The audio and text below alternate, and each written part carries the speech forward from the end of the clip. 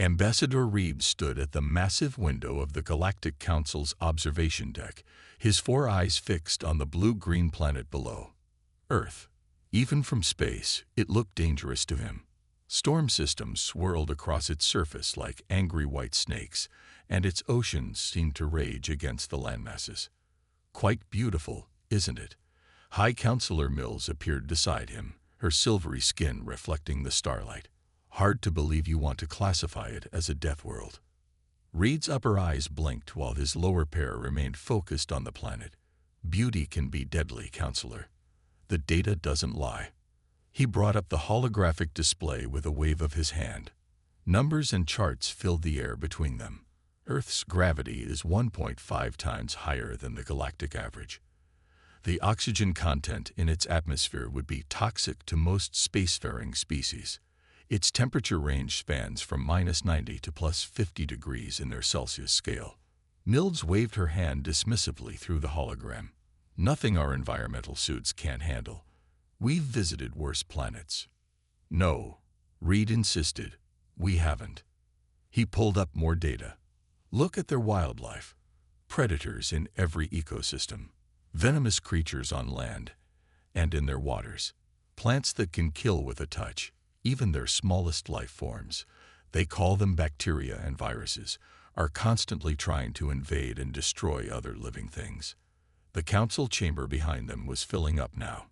Delegates from 50 advanced civilizations were taking their seats for the final vote on Earth's classification. Reed knew he was losing this battle, but he had to try one last time. And the humans, he continued, they've adapted to all of it. They can survive in almost any environment on their planet. They run for fun. They swim in those dangerous oceans for pleasure. They climb their highest mountains just because they're there. He turned all four eyes to Mills, a species that can thrive in such conditions. Imagine what they could do in a real conflict. Mills laughed, the sound like tinkling crystals. Now you're just being dramatic, Reed. Their technology is centuries behind ours. They haven't even colonized their own solar system yet. The council chamber's lights dimmed, signaling the start of the session. Mills straightened her ceremonial robes. Come, let's get this over with. Earth will make a fine addition to the galactic community. Reed followed her into the chamber, his heart heavy. The other delegates were chatting and laughing, sharing jokes about the primitive humans and their dangerous planet. On the main display, Earth continued its slow spin, unaware it was being judged. The head counselor called for order, and the chamber fell silent. We are here to vote on Ambassador Reed's proposal to classify Earth as a Class 13 Deathworld, requiring maximum quarantine procedures and restricted contact protocols. Murmurs of amusement rippled through the chamber. Those in favor. Reed raised his hand. He counted only 3 others doing the same. Those opposed. A forest of hands rose. Mills didn't even bother to hide her smirk. The motion is denied, the head counselor announced. Earth will be classified as a Class 4 developing world, cleared for standard diplomatic contact and cultural exchange. The chamber erupted in applause. Reed slumped in his seat as delegates around him excitedly discussed their plans to visit Earth, to study its quaint inhabitants, to demonstrate their superior technology. As the celebration continued, Reed made one final entry in his personal log. They laugh now, but they haven't set foot on Earth yet. They haven't felt its crushing gravity, breathed its thick air, or faced its relentless life forms. Most importantly, they haven't truly met the humans. I fear they'll learn the hard way why some worlds earn the name Deathworld. And by then, it might be too late. He closed his log and looked up at the image of Earth, still spinning peacefully on the main display. Somewhere down there, humanity was going about its daily business, unaware that the galaxy's most advanced civilizations had just catastrophically underestimated them. The alien ship descended through Earth's atmosphere like a falling star. High Commander Stone watched the external temperature readings climb with mild interest. Their ship's cooling systems easily handled the heat of re-entry, though he noted they were working harder than usual. We've selected an optimal landing zone, his pilot announced. The humans call it the Australian outback.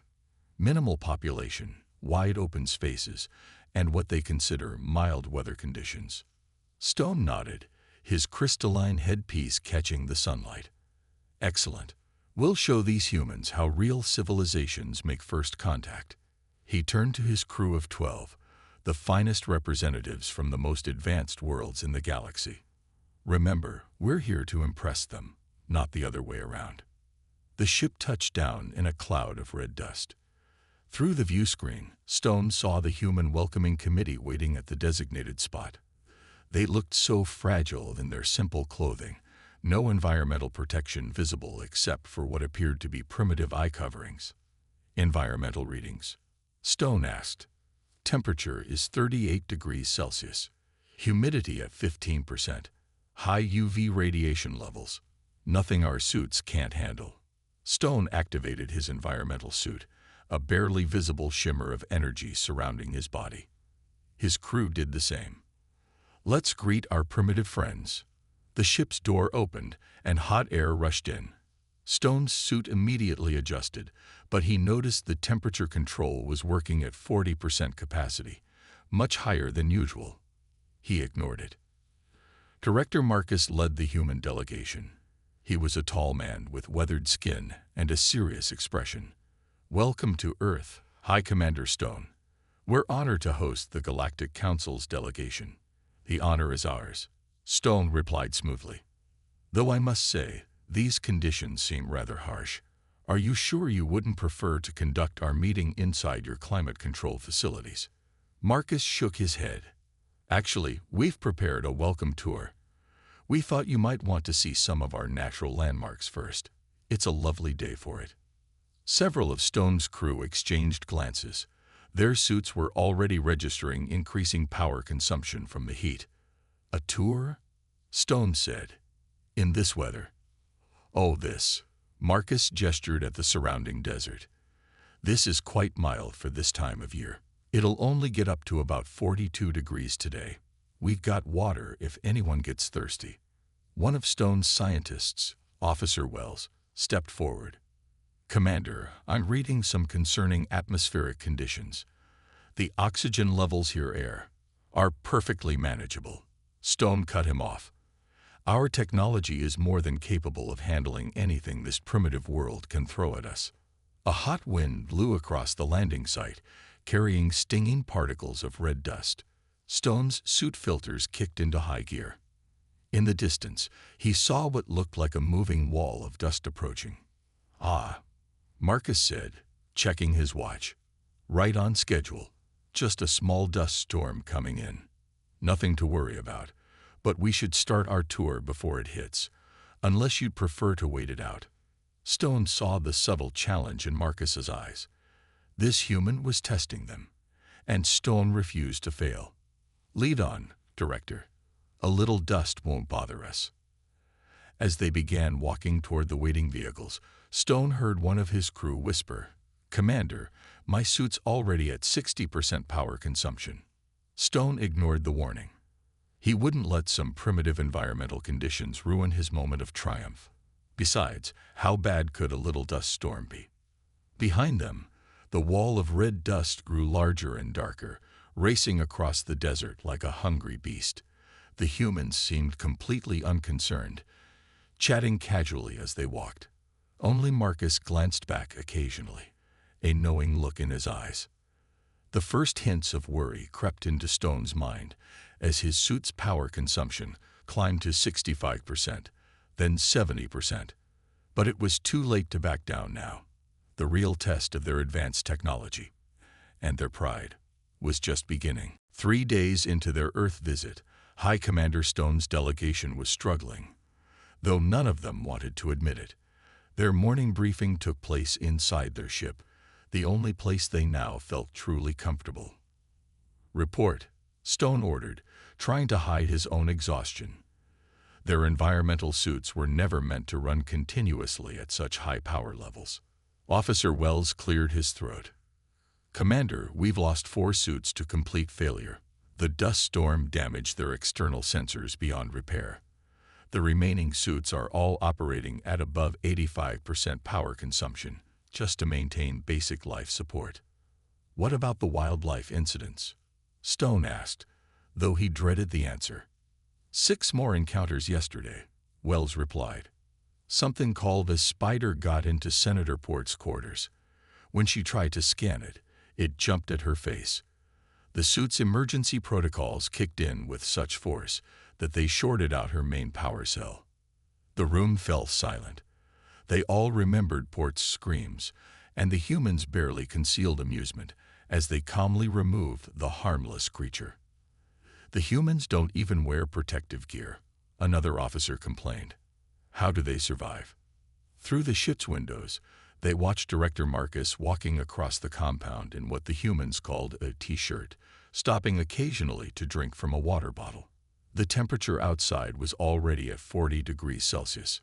There's more, Wells continued. The night shift reported strange sounds around the ship.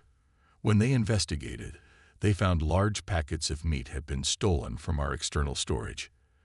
The humans say it was probably dingoes. Dingoes? Stone asked. Wild canines, apparently. They're common here. The humans suggested we store our food inside, but Wells looked embarrassed. Our storage units are already full of sand. The filters can't keep up with the dust. A loud thump made everyone jump. On the window, a large winged creature had landed.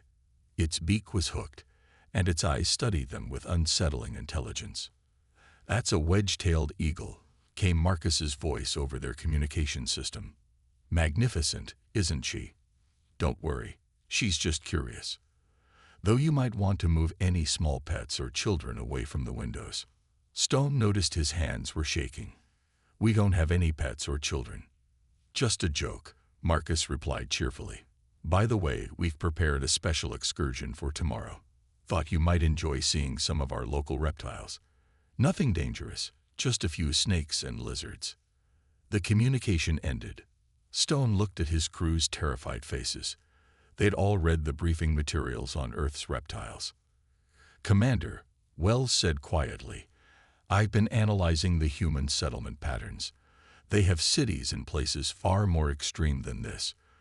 There are humans living in areas that reach minus 50 degrees Celsius, others in places with 100% humidity, some in regions where the ground itself occasionally turns to liquid fire. What are you suggesting? Stone asked. I'm suggesting that Ambassador Reed was right. This isn't just a planet of death. It's a planet that breeds survivors.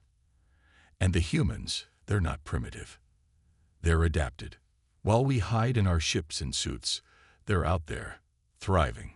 A second eagle landed next to the first, both birds now watching the aliens with predatory interest. In the distance, another dust storm was building. The ship's external sensors registered 4 different venomous species within 10 meters of their landing struts, and something large was moving through the underbrush nearby. Stone's suit beeped a warning. 95% power consumption. He made a decision. Contact the Galactic Council, he ordered. Tell them. He paused as a third eagle joined the others, all of them tapping the window with their massive beaks. Tell them we may have made a terrible mistake. Outside, Director Marcus smiled and waved, then casually brushed what appeared to be a hand-sized spider off his shoulder. The gorge up ahead offers a beautiful view of the Australian wilderness, Director Marcus said, pointing to the rocky path ahead. It's one of our easier hiking trails, perfect for beginners. High Commander Stone looked at the rough terrain with all 3 of his hearts pounding. His environmental suit was already at 90% power consumption, and they'd only been walking for 20 minutes. Behind him, his remaining crew members struggled to keep up in the hot afternoon sun. Is this really necessary? Stone asked, trying to maintain his dignity. We've already seen quite enough of your natural wonders. Marcus checked his phone. The weather's perfect for hiking, though we might want to pick up the pace a bit. Looks like there's a chance of rain later. One of the human guides at the back of the group laughed. A bit more than a chance. Boss, those clouds are building up fast. Stone looked at the sky.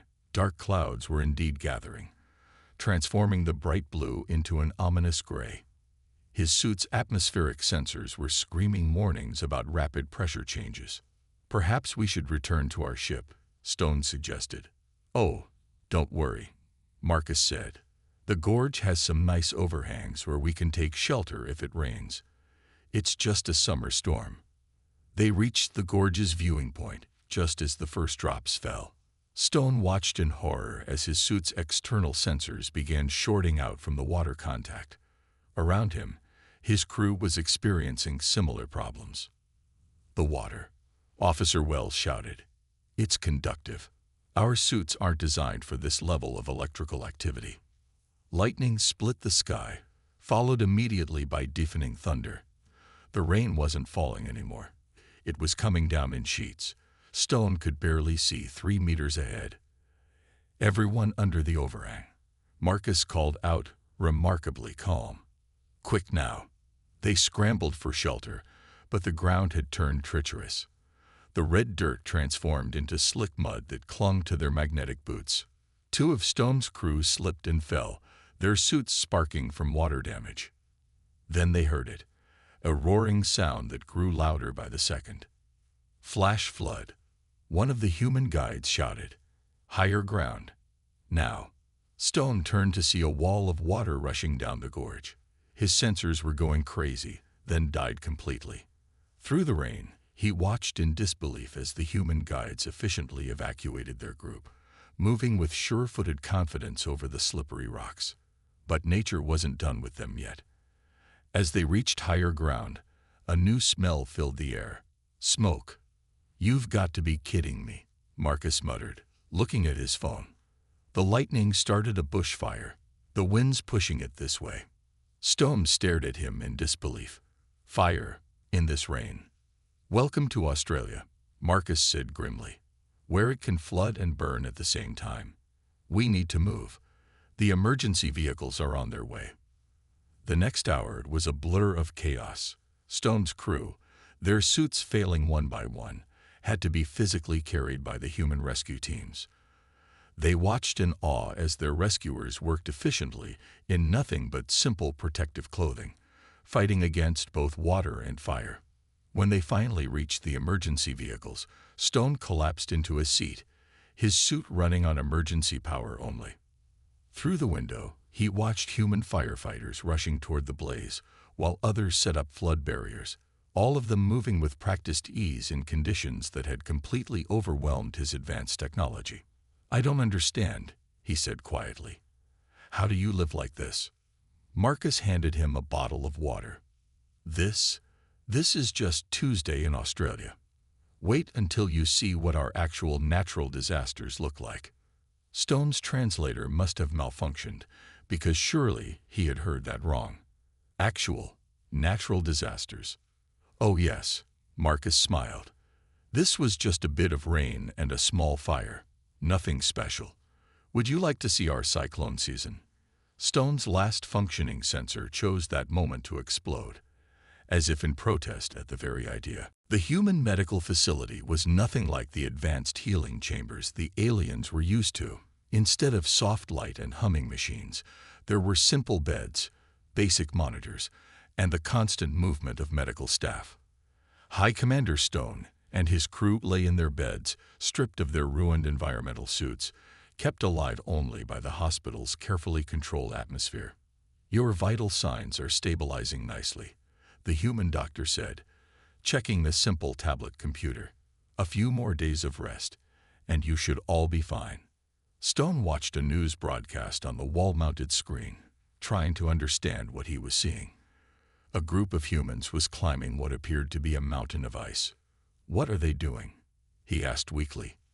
"Oh, that's Mount Everest," the doctor replied. "Highest mountain on Earth. People climb it for fun. Bit too dangerous for my taste, though. I prefer surfing." "Surfing?" The doctor changed the channel. Now, there were humans riding massive waves of water, performing tricks as walls of liquid death crashed around them. "That's my son there," the doctor said proudly, pointing to one of the tiny figures. "He's competing in something we call big wave surfing. The waves are about 20 meters high today. Pretty small, really. Stone felt dizzy, and it wasn't from his injuries. On another channel, humans were diving into deep ocean trenches. On the next, they were jumping out of flying vehicles for entertainment. Another showed them running long distances through something called a desert marathon. Officer Wells spoke up from the next bed. "Doctor, how do humans survive all this? We had the most advanced environmental protection technology in the galaxy, and your world destroyed it in less than a week." The doctor smiled. "Well, that's just it, isn't it? You try to fight our world. We learn to adapt to it." He walked to the window and opened it slightly. "Feel that breeze. Your bodies are already adjusting to our atmosphere. In a few days, you won't need the regulated air anymore." "Impossible," Stone muttered, but he could feel it. His body was changing, adapting, just like the humans had. A commotion in the hallway drew their attention.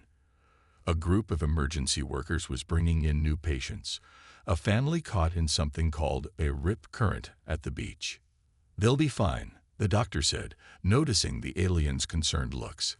"Happens all the time. We teach our children how to handle rip currents in school." "You teach your children to survive these conditions?" Wells asked in disbelief. "Of course. That's why we can live pretty much anywhere on Earth." The doctor changed the channel again. "Look here, these are our weather reporters." Stone watched in amazement as humans stood in the middle of something called a hurricane, calmly describing wind speeds that could tear apart buildings. Another reporter was near an active volcano, explaining evacuation procedures while actual liquid rock flowed behind him. "Those are professionals," the doctor explained. "But every human knows basic survival skills. We have to. Earth isn't always friendly." A nurse entered, carrying what looked like primitive data tablets. "Doctor, the readings from the Siberian research station just came in. The team's doing well, despite the temperature dropping to minus 60 degrees Celsius." "Excellent," the doctor said. "Oh, and how's that deep-sea research team near the hydrothermal vents?" "Pressure's stable at 300 atmospheres, temperatures holding at 350 degrees Celsius around the vents. They've collected some fascinating samples." Stone closed his eyes, finally understanding. Humans weren't primitive survivors of a harsh world. They were its masters, shaped by its challenges into something remarkable. His own people had used technology to avoid adapting, to stay separate from their environments. But humans had embraced their world's challenges and become stronger. On the television, another weather reporter stood in a tornado's path, smiling into the camera as she advised locals to maybe bring an umbrella today. High Commander Stone sat in the hospital's garden, breathing Earth's air without assistance for the first time. His body had adapted faster than anyone expected, though he still felt weak compared to the humans around him. Director Marcus joined him on the bench, carrying 2 cups of a hot brown liquid called coffee. "Your doctor says you're making remarkable progress," Marcus said, offering 1 cup to Stone. "First alien to breathe our air naturally in less than 2 weeks." Stone took a careful sip. The bitter drink made his head spin slightly, but in a pleasant way. "Maybe we're not so different after all." "Oh, we're very different," Marcus smiled. "But that's what makes the universe interesting, isn't it?" They watched a group of children playing nearby, climbing trees and running through obstacle courses. One child fell, scraped her knee, got up laughing, and continued playing. "I don't understand," Stone said. "Your children, they're playing at surviving." Marcus nodded. "We call it building resilience. Every scrape, every fall, every challenge makes them stronger. It's how we've always lived. But why not protect them? With your technology, you could build safe environments, like we did." "We tried that once," Marcus said. "Built huge climate-controlled domes, perfect environments. Know what happened? The people inside got weaker. Their immune systems failed. Their bones got brittle. Their minds, they lost the spark that makes us human." A rumble of thunder made Stone jump. Dark clouds were gathering again. Another storm? He asked nervously. Just a small one, Marcus assured him. But see how everyone's reacting. Stone watched as parents calmly helped their children pack up, workers efficiently covered sensitive equipment, and elderly humans opened what they called umbrellas with practiced ease. No panic, no fear, just smooth, coordinated action. Your people work together like a perfect machine, Stone observed. Not perfect, Marcus corrected. But we've learned. Every disaster teaches us. Every challenge makes us better. It's not just about surviving. It's about thriving. A flash of lightning lit up the sky. Stone fought his instinct to run for cover. You know what's interesting about lightning? Marcus continued casually. Humans figured out how to harness it. We saw this deadly force of nature and thought, hey, maybe we can use that. Like you used the fire, Stone remembered. And the floods and the wind. Exactly. We don't just survive Earth's challenges. We learn from them. Every deadly thing on this planet taught us something valuable. The rain started falling. Unlike last time, Stone felt his body adjusting to the temperature change. His skin tingled where the drops hit, but it wasn't unpleasant. Your technology is amazing, Marcus said, still sipping his coffee. But you used it to avoid challenges. We used our challenges to create better technology. See the difference? Stone did see. He watched a human child jump into a puddle, testing its depth. Another child joined, then another, each learning through play how water behaved, how to balance, how to judge depth and current. Everything on Earth is trying to kill you, Stone said, remembering the briefing that now seemed so inadequate. And that's exactly why you're so strong. Marcus nodded. The deadlier the challenge, the more we learned from it. Those spiders that terrified your crew. Their venom led to breakthrough medical treatments. The extreme pressures in our oceans. They taught us how to build stronger structures. Even the bacteria trying to kill us made us develop better medicines. The storm passed as quickly as it had come. A rainbow appeared, and Stone understood something else. Beauty and danger, he said. On Earth, they're the same thing. Now you're getting it. Marcus smiled. Welcome to Earth, Commander. The deadliest and most amazing planet in the galaxy. Stone looked at his hands, already showing signs of adaptation to Earth's gravity and atmosphere. I think, he said slowly, the Council needs to know about this. Not just about Earth being dangerous, but about why that danger matters. That's why we let you experience it firsthand. Marcus winked. Sometimes the hardest lessons are the most important ones. The Galactic Council chamber fell silent as High Commander Stone finished his presentation. The holographic displays showed images of Earth's various environments, from churning oceans to active volcanoes, from frozen wastelands to scorching deserts. And in each image, humans could be seen not just surviving, but working, playing, and thriving. Ambassador Reed sat straighter in his chair, trying to hide his satisfaction. Beside him, Director Marcus watched the council members' reactions with quiet amusement. Let me be clear, Stone said, his voice stronger after a month on Earth. I was wrong. We were all wrong. Earth isn't just a death world. It's the crucible that forged humanity into something remarkable. He played the final video, footage from their disastrous expedition. The council members watched in horror as Stone's advanced environmental suits failed against simple rain and dust. Then they saw humans rescue the aliens while wearing nothing but basic protective gear. Our technology, Stone continued, which we thought made us superior, proved useless against Earth's basic elements. But humans, he gestured to Marcus. They adapted. They evolved. They learned to work with their world instead of against it. High Counselor Mills, who had once laughed at Reed's warnings, spoke first. You're suggesting we reclassify Earth? No, Stone replied. I'm suggesting we reclassify humanity. A murmur ran through the chamber.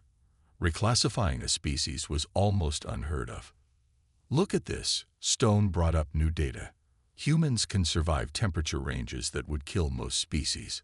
They can adapt to high altitudes, deep oceans, even radiation levels we thought were fatal. They can eat foods that would poison us, drink water that would dissolve our internal organs, and breathe air that would corrode our lungs. He paused, letting that sink in. And most importantly, they can teach these abilities to others. My own body adapted to Earth's conditions in weeks under their guidance. Imagine what we could learn from them. The council chamber erupted in discussion. Reed leaned over to Marcus.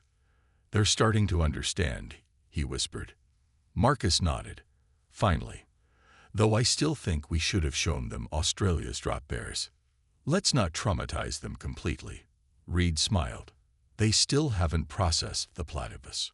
Stone raised his hands for silence. "I propose two things. First, that we maintain Earth's Deathworld classification, not as a warning, but as a mark of respect. Second, that we establish a permanent diplomatic mission on Earth, with human advisors leading all survival training." The voting was unanimous. As the council members filed out, many stopped to look more closely at the Earth displays, seeing them with new eyes. A month later, the first new diplomatic team arrived on Earth. They wore environmental suits designed by humans, built to work with Earth's conditions rather than against them. Their training began not in climate-controlled chambers, but in actual Earth environments, guided by human experts. Stone watched from the observation deck as the new arrivals took their first steps on Earth. A young kangaroo hopped past them, causing several diplomats to jump back in alarm. "Should we warn them about the snakes?" Reed asked, joining him at the window. "Let them learn," Stone replied, "like I did." Below, Director Marcus was greeting the new arrivals. One of them pointed nervously at a koala in a nearby tree. "Don't worry," they heard Marcus say through the comm system. "Koalas are mostly harmless. It's the drop bears you need to watch out for." Stone smiled as the aliens huddled closer together, scanning the trees anxiously. They had so much to learn. "You know," he said to Reed, "I used to think Earth was trying to kill everyone on it. Now I understand. It's not trying to kill anyone. It's teaching them to live." Through the window, the sun set on another day on Earth, the deadliest and most amazing planet in the galaxy. Somewhere in the outback, a dust storm was brewing. Lightning was flashing, and humans were probably having a barbecue in the middle of it all. And that Stone now knew was exactly how it should be.